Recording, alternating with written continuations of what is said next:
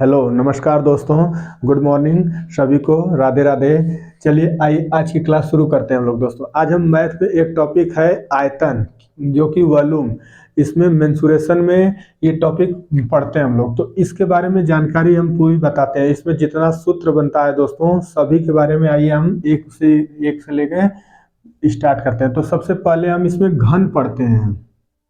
तो घन के बारे में जान लेते हैं। क्या होता है घन का मतलब? क्यूब जिसको बोला जाता है, क्यूब। देखिए घन इस तरह का होता है। सभी लोग देखे होंगे बचपन में एक लूडो की गोटी होती है, ठीक सेम उसी प्रकार का होता है।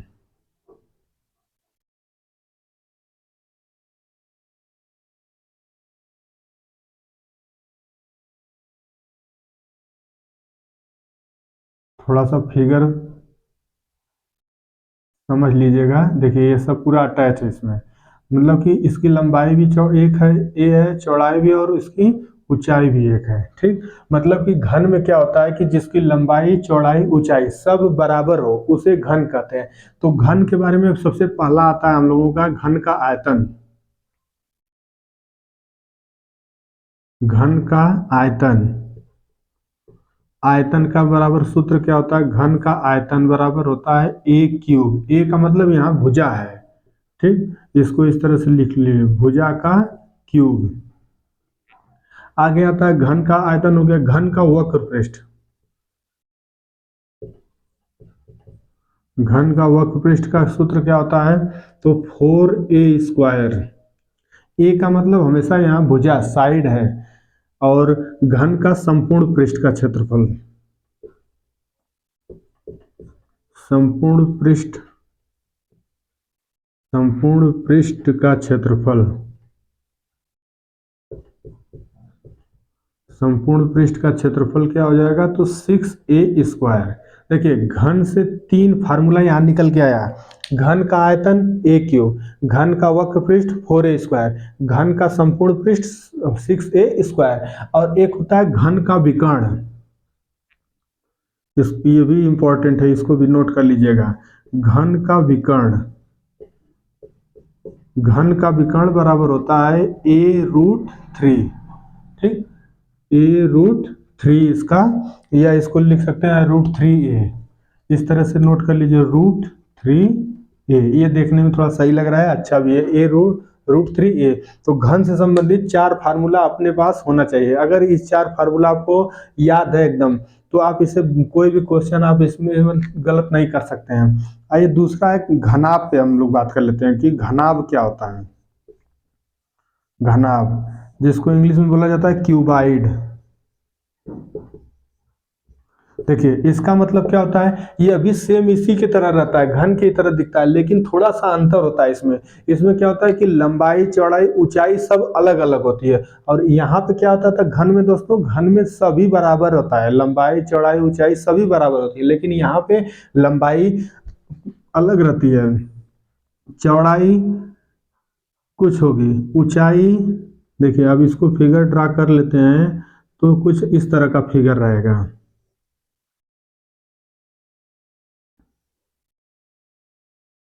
ठीक, देखिए अब ये कुछ दिखने में उसके कुछ उससे अलग लग रहा है नहीं? इसमें लंबाई इसकी कुछ अलग दिख रही है, चौड़ाई इतना ही है, ऊंचाई इतना बड़ी हो गई।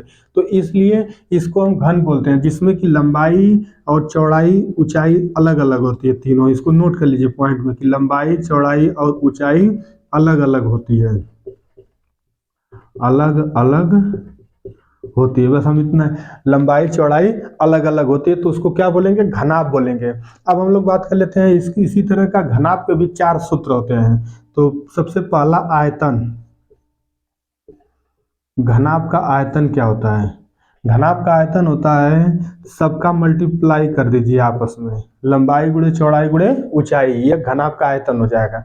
अब घनाभ का वक्र पृष्ठ, घनाभ का वक्र पृष्ठ क्या होता है? तो घनाभ का वक्र पृष्ठ होता है 2 गुना लंबाई प्लस चौड़ाई गुना ऊंचाई। 2 लंबाई धन चौड़ाई गुना ऊंचाई, ये हो गया घनाभ का वक्र पृष्ठ। अब घनाभ का संपूर्ण पृष्ठ उसी तरह जैसे इसका था, संपूर्ण पृष्ठ का क्षेत्रफल, संपूर्ण पृष्ठ का क्षेत्रफल।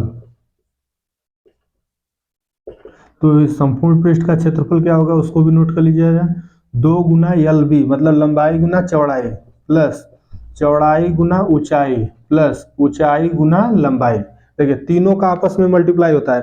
2 गुना लंबाई धन लंबाई इंटू चौड़ाई, फिर चौड़ाई इंटू हाइट ऊंचाई, फिर ऊंचाई इंटू लंबाई। ये तीनों का अल्टरनेट गुणा होता है। मतलब एक बार लंबाई चौड़ाई साथ में रहेगा, एक बार चौड़ाई ऊंचाई साथ में रहेगा और एक बार ऊंचाई लंबाई साथ में रहेगा। तो यह संपूर्ण पृष्ठ का क्षेत्रफल हो गया घनाभ का कि 2 गुणे लंबाई धन चौड़ाई, लंबाई चौड़ाई प्लस चौड़ाई ऊंचाई प्लस ऊंचाई लंबाई।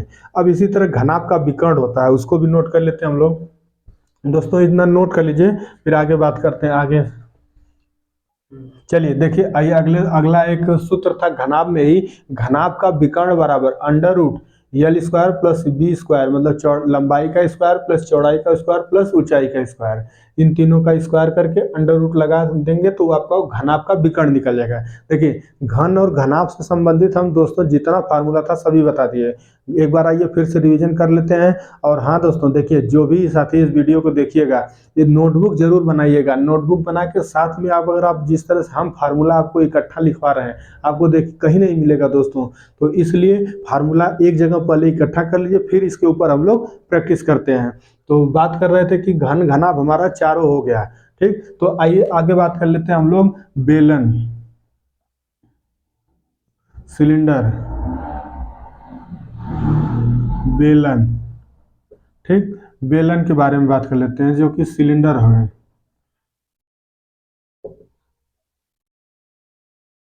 ठीक, अब देखिए बात कर लेते हैं हम लोग। इसी तरह इसका भी बेलन का आयतन होता है, बेलन का वक्र पृष्ठ, बेलन का संपूर्ण पृष्ठ। तो सबसे पहला बेलन का आयतन,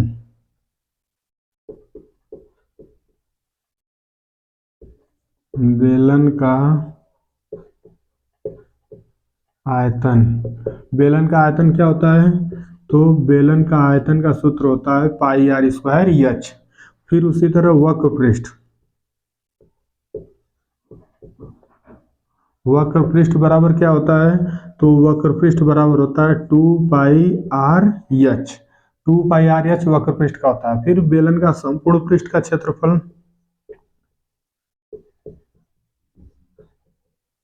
संपूर्ण पृष्ठ का क्षेत्रफल बराबर, ठीक, संपूर्ण पृष्ठ का क्षेत्रफल कितना हो जाएगा?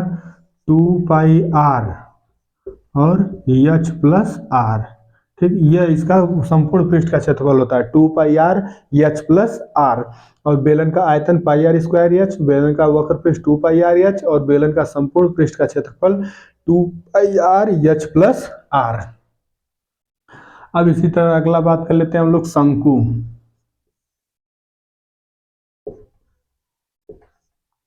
शंकु का आयतन, शंकु के बारे में बात कर लेते हैं। शंकु का आयतन होता है 1/3 पाई आर स्क्वायर एच। शंकु का वक्र पृष्ठ, शंकु का वक्र पृष्ठ होता है पाई आर यल। और अब देखिए यहाँ पे पाई आर यल आ गया। यल का मतलब, अब हम यहाँ तो एच समझ में आ रहा था कि ऊंचाई है, आर रेडियस है, तो यहाँ यल का मतलब होता है तिरछी ऊंचाई। इसको नोट कर लीजिए, यल का मतलब तिरछी ऊंचाई या इसी को बोलते हैं तिर्यक ऊंचाई। इसका एक फार्मूला होता है। फार्मूला क्या होता है? यल बराबर होता है निकालने के लिए under root H square plus are square. बड़ा ही इंपॉर्टेंट फार्मूला है, बहुत लोगों को यह फार्मूला नहीं मालूम है। तो क्या फार्मूला? यल बराबर under root H square plus are square. L का मान ज्ञात करने के लिए फार्मूला लगाया करिए कहीं पे भी। आगे एक बात कर लेते हैं शंकु का संपूर्ण पृष्ठ का क्षेत्रफल।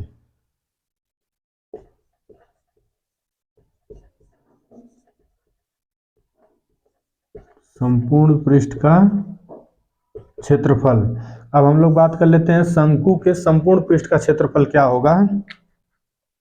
इस फार्मूला को ऊपर लिख देते हैं अभी। शंकु का संपूर्ण पृष्ठ का क्षेत्रफल हो जाएगा पाई आर यल प्लस आर। ठीक, ये फार्मूला हमारा शंकु से हो गया, बेलन का शंकु का आयतन नोट कर लीजिए। इसके बाद आइए अगले हम लोग अगला फार्मूला नोट बात करते हैं। फार्मूला हम लोग पढ़ते हैं गोला के बारे में। गोला, गोला, स्फीयर। ठीक, अब बात कर लेते हैं गोले का आयतन क्या होता है। गोले का आयतन, तो गोले का आयतन होता है 4/3 पाई आर क्यूब। अब हम लोग बात कर लेते हैं गोले का वक्र पृष्ठ। वक्र पृष्ठ का क्षेत्रफल क्या होता है, तो 4 पाई आर स्क्वायर। ये वक्र पृष्ठ का क्षेत्रफल हो गया। और संपूर्ण पृष्ठ का क्षेत्रफल, संपूर्ण